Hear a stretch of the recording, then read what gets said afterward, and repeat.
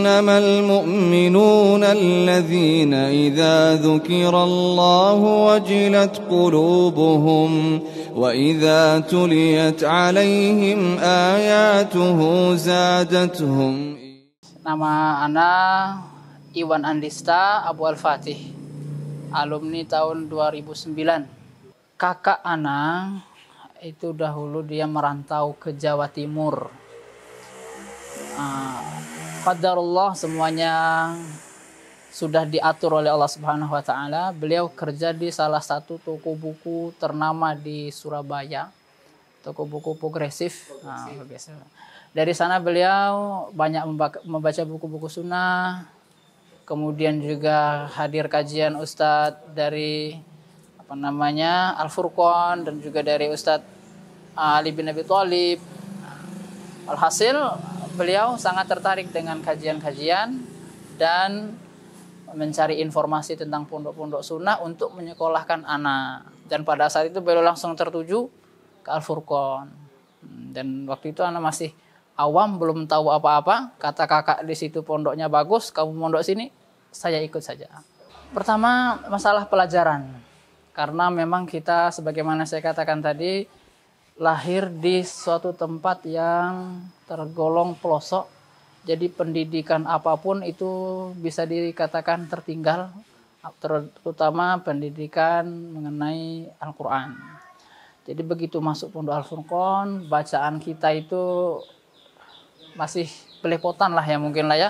Huruf gondrong aja susah, apalagi huruf gundul. Sementara kita dituntut untuk bisa membaca huruf gundul. Tapi alhamdulillah dengan adanya program yang sangat bagus, ya itulah mendorong kami untuk lebih giat dan lebih semangat lagi. Adapun masalah fasilitas dan lain-lain, karena memang kita terbiasa hidup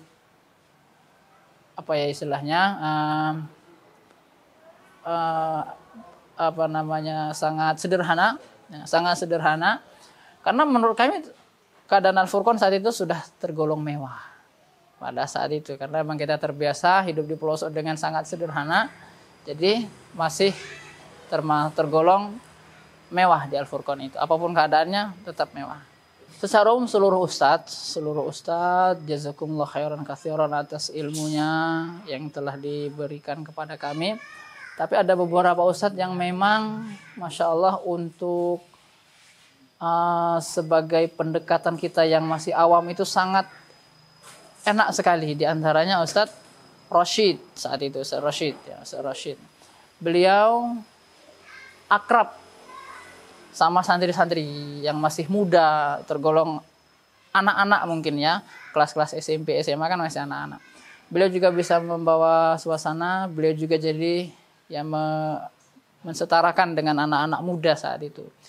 Dan juga beliau mengajar qawaidul lughah pada saat itu, mengajar mukhtarat dan mulakhas, subhanallah, dengan pendekatan yang sangat baik, dengan humoris juga, sehingga mudah kita resapi dan kita pahami. Kemudian diantaranya juga tentu ya Syekhuna Waliduna Ustadz Aunur Rafiq Kufron, dan beliau tak henti-hentinya menasihatkan, mulai ana nyantri di Al-Furqan sampai ana ngajar di salah satu sekolah Islam terpadu Sidoarjo, yaitu di Darul Fitrah saat itu. Ya, pernah di situ juga di Darul Fitrah 3 tahun kurang lebih. Beliau selalu menasihatkan agar istiqomah, ikhlas, istiqomah, itu saja. Kemudian ketika ana menetapkan ingin kembali ke kampung halaman di Lampung Utara, ana minta nasihat dari beliau, nasihatnya tetap sama, yaitu nasihat takwa pertama.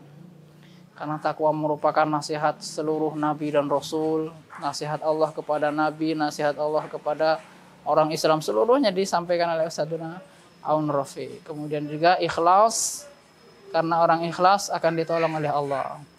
Kemudian yang ketiga kata beliau, istiqomahlah.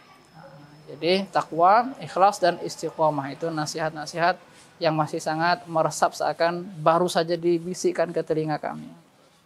Yang tersulit mungkin saat itu biaya.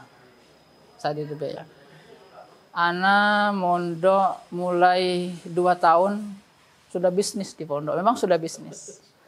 Jual gorengan saat itu. Jadi kita ngambil di masyarakat, kita bawa ke pondok pagi, sore kita setor untuk mencukupi kebutuhan sehari-hari. Karena kakak pada saat itu dia hanya bisa bantu SPP saja bulanan. Adapun kitab atau jajan atau perlengkapan mandi, kata beliau, kamu harus inisiatif. Alhamdulillah. TPQ Campang Kijul untuk saat ini kita lebih fokus ke masyarakat sekitar. Masyarakat sekitar, akan tetapi tetap visi dan misi kita supaya menjadi pusat perhatian masyarakat sekitar juga di luar Campang Kijul, agar ya mereka mempercayakan putra-putri mereka untuk ya dididik dengan metode TPQ Campang Kijul. Allah Ta'ala alam, ya semoga kedepannya juga bisa menyusul seperti ya ustadz-ustadz yang lain, bisa mendirikan pondok pesantren. Untuk saat ini program-program kita kaderisasi. Jadi setelah mereka kita bina di TPQ Campang Kijul, kita bisa menilai dari masing-masing santri yang mempunyai semangat dan mempunyai kelebihan tangkap pelajaran. Ya. Kita arahkan mereka untuk mondok di pesantren-pesantren sunnah, dengan tujuan agar mereka begitu lulus dari pondok pesantren bisa bersinergi membangun ya desa setempat, ya membangun terutama tentunya di bidang agama Islam. Nah, kaderisasi santri kira-kira 30 sampai 40 lah. Sekali lagi Campang Kijul memang desa kecil. Kakaknya saja mungkin tidak sampai 200. Tidak sampai 200 kakak. Jadi anak-anak itu udah ngaji semua itu dari TK sampai SMP. Yang jumlahnya kurang lebih 30-40 itu. Itu sudah ngaji semua itu. Jadi masih pelosok. Belum pondok, tepatnya masih TPQ atau TPA untuk masyarakat sekitar. Kita masih mengambil nama desa Campang Kijul, dikarenakan Campang Kijul itu termasuk suatu tempat yang badui, pelosok gitu ya. Jadi banyak orang tidak kenal. Nah, karena itu kita ada kegiatan atau ada apa, kita bawa nama Campang Kijul. Dan itu juga sebagai bentuk pendekatan sama pemerintah, insya Allah juga lebih mudah. Dapat dukungan dari pemerintah. Alhamdulillah kita mulai dari sosial tentunya. Dari sosial karena termasuk desa tertinggal, jadi kita melalui sosial, pembangunan masjid, kemudian juga penyaluran hewan kurban. Ketika puasa juga kita galang dana untuk buka bersama. Sebelumnya sebagian mereka tidak tahu kurma itu apa, subhanallah. Sebelumnya ya, ketika itu kita galang dana. Alhamdulillah dapat kurang lebih 4 kintal kurma itu. Alhamdulillah. Insya Allah adik-adik kita dapat kurma. Apa itu kurma? Subhanallah. Kayak gula merah. Jadi seperti itu pelosoknya kita. Nah, seperti itu. Nah, kemudian juga program-program lain diantaranya bedah rumah. Ya, melalui, ya cuma tidak banyak ya. Tidak banyak.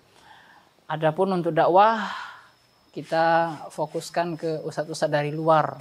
Ya, alumni Al-Furqan juga, diantaranya Ustadz Abdul Khalik, Ustadz Khairil Anwar. Adapun kita yang dari dalam desa, kita fokus dakwah melalui sosial dulu. Karena mereka masih berbenturan dengan sekolah umum, jadi waktu mereka belajar di TPQ itu singkat, mulai jam 4 sampai setengah 6. Jadi sangat singkat sekali.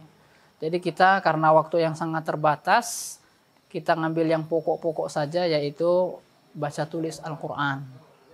Nah, adapun seperti bahasa Arab, seperti nahwu sorof dan lain-lain, paling hanya sebatas mufrodat saja.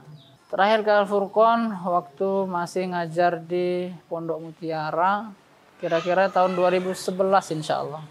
Itu pun hanya kunjungan karena ada daurah Syekh Abdul Razak. Tidak ada seorang anak yang tidak rindu kepada ibunya. Begitu juga kami. Bagi kami Al-Furqan, seakan-akan kami dilahirkan di sana. Ustadz-ustadz di sana adalah orang tua kami. Jadi tidak ada anak yang tidak rindu kepada orang tuanya. Akan tetapi apalah daya kita punya kewajiban, kita punya kesibukan, ya hanya doa saja yang selalu terucap. Semoga Allah selalu memberkahi kita semua. Kita sama seperti apa yang disampaikan oleh Ustaz Ahmad Sabik, ya, hafizahullah ta'ala, beliau mengatakan, ya, mengutip firman Allah, wa anzir ashiratakal aqrabin, berilah peringatan kepada kerabat dekatmu, orang tuamu, pamanmu, masyarakat yang kamu lahir di sana, ya. Mulailah berilah peringatan kepada mereka, dakwah kepada mereka. Niatkan saja itu. Masalah cara, Allah Subhanahu wa taala yang akan memberikan jalannya. Yang jelas kita niat untuk berdakwah, mengamalkan firman Allah tersebut. Masalah cara nanti Allah akan tunjukkan. Apakah mulai dari TPQ, apakah mulai dari program-program lainnya, insya Allah, ya. Inna ma'al usri yusra, waladzina jahadu fina lanahdiyannahum subulana, insya Allah.